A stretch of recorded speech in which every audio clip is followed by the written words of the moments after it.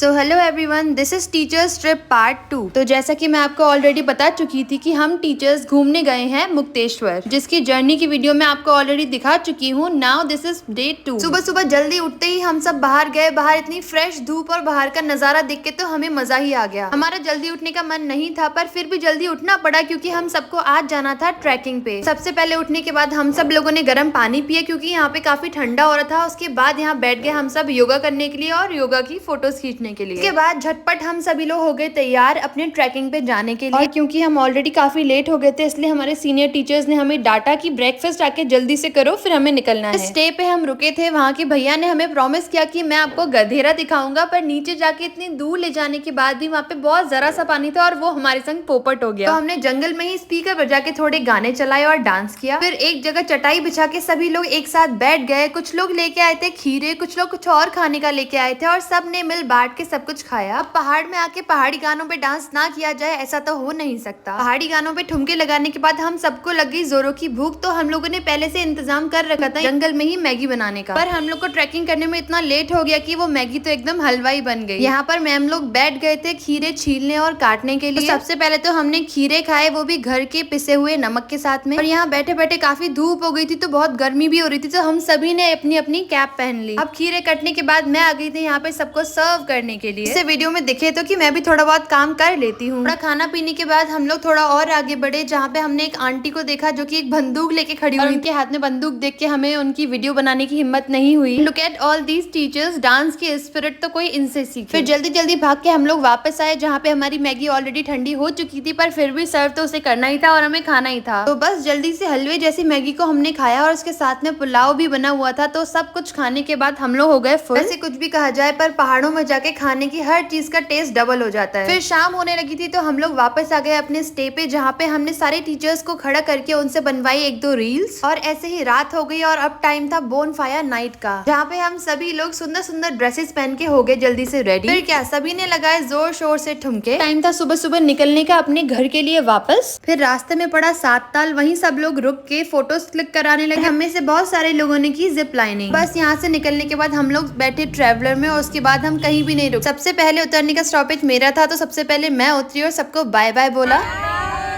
अब साथ में इतनी मस्ती करने के बाद बाय करने का बिल्कुल भी मन नहीं कर रहा था। बस फिर मैं पहुंच गई अपने घर और अपने चेहरे को देख के मेरी सारी थकान दूर हो गई।